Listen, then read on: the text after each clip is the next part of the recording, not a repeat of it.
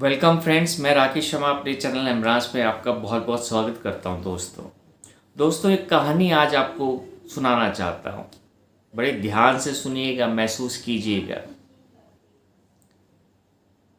एक बहुत बड़े योगी थे और उनके साथ एक शिष्य था।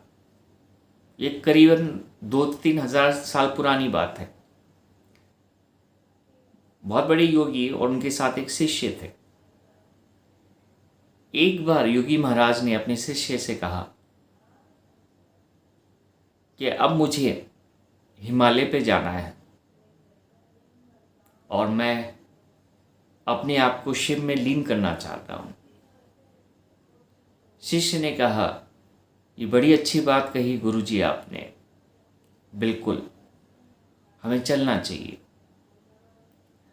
वो उस समय राजस्थान में थे और राजस्थान में रेगिस्तान में थे जहाँ पर रेत बहुत होती है।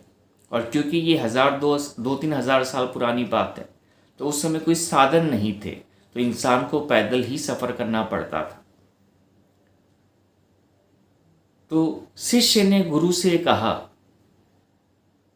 कि आप हिमालय जाना चाहते हैं, बिल्कुल जाइए, लेकिन मेरे पास ये पानी का सोर्स है जो मैं कैरी करके रखा हूँ मैंने, तो क्यों ना आप इसको भी साथ में कैरी कर लें, क्योंकि आप जब वहाँ पे जाएंगे तो रास्ते में आपको प्यास लग सकती है गुरुजी। गुरुजी ने कहा, नहीं नहीं, मेरी तो सारी प्यास शांत हो चुकी है। अब तो मुझे शिव में लीन होना है, तो अब मुझे पानी नहीं चाहिए, मुझे इसकी कोई आवश्यकता नहीं है। ये बोल के गुरुजी वहाँ से चल पड़े। 5 दिन, 10 दिन, 15 दिन उस रेगिस्तान में वो चलते रहे दोस्तों।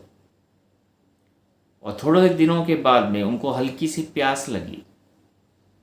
उनके कंठ सूखे एक्चुअली, लेकिन उन्होंने उस सोच को दरकिनार कर दिया कि नहीं, अब तो बस थोड़े दिन और चलूँगा तो मैं हिमालय तक पहुँच जाऊँगा, तो मुझे पानी की आवश्यकता नहीं है। फिर 10-15 दिन बीत गए, वो चलते गए, उनकी प्यास बढ़ती गई। और फिर एक दिन ऐसा आया, वो पॉइंट आया कि उन्हें बहुत ज़बरदस्त प्यास लगने लगी और उन्हें महसूस होने लगा कि अगर मुझे पानी की प्राप्ति नहीं हुई तो मैं मर जाऊंगा।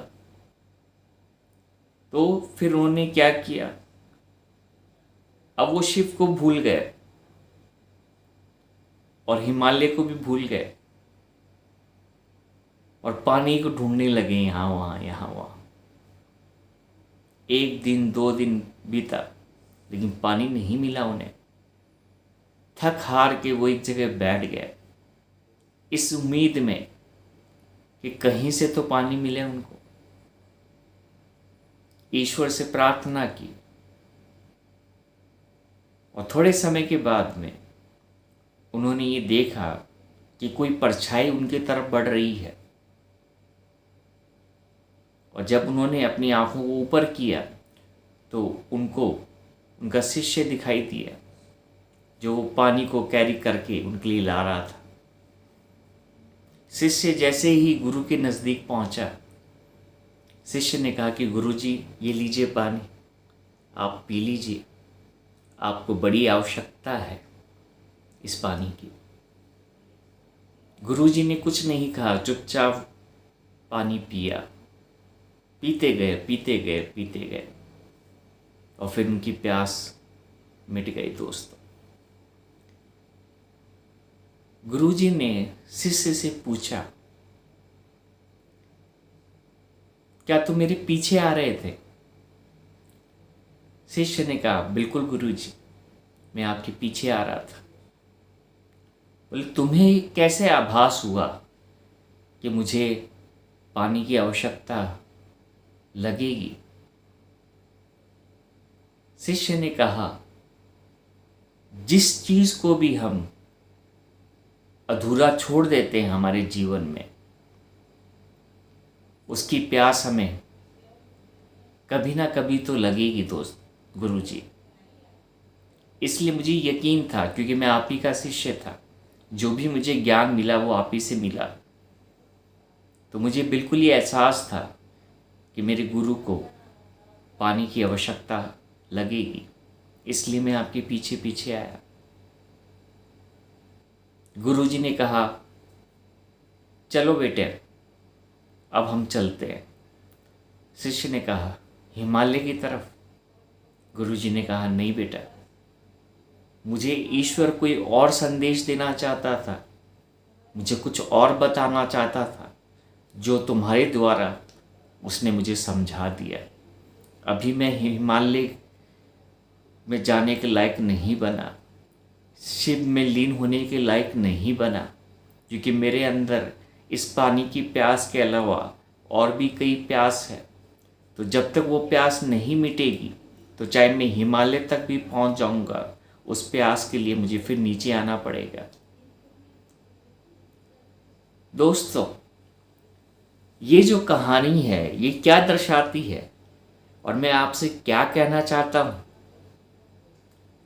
दोस्तों, हम सब जानते हैं कि एक न एक दिन हमें ईश्वर में लीन होना है, ईश्वर से मिलना है, और वो चाह हमारे अंदर रहती है। लेकिन जब तक हमारे अंदर दूसरी प्यास और तड़प रहेगी, तो चाहे हम अपनी स्पिरिचुअल जर्नी में कितने ही आगे बढ़ जाएं, उस प्यास के कारण हम वापस नीचे उतर जाएंगे। मैं आपको सिर्फ यही बताना चाहता हूं दोस्तों, अपनी प्यास को अधूरा ना छोड़ें दोस्तों, क्योंकि जिस प्यास को भी आप अधूरा छोड़ेंगे, उसी प्यास में आप आके वापस गिरने वाले हैं दोस्तों।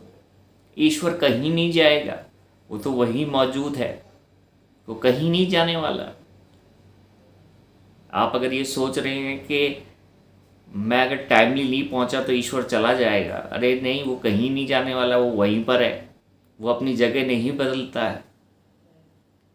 सिर्फ हमें समझना है कि हमें उस तक की जर्नी किस तरह से कंप्लीट करनी है दोस्तों। कि ये जो स्टोरी है वो इनक्रिप्टेड है, इसके अंदर एक बहुत बड़ा मैसेज है, और मैंने एक हल्के से रूप में इसको डिकोड किया है, लेकिन इसका एक्चुअल डिकोड मैं आप पे छोड़ता हूँ। आपकी ज़िंदगी की ऐसी क्या प्यास है जो अधूरी है, और अगर उस अधूरेपन में आप चाहते हैं कि ईश्वर से आप जुड़ जाएंगे, तो बिल्कुल आप नहीं जुड़ सकते दोस्तों। अपने आप से ज़रूर सवाल कीजिएगा।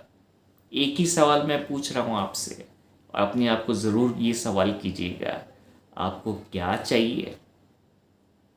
यस माय फ्रेंड्स, आपको क्या चाहिए? और जब तक इसका आंसर आपको नहीं मिले, तब तक अपने आप को ये क्वेश्चन करते रहेगा दोस्तों। Thank you very much my friends for watching this video.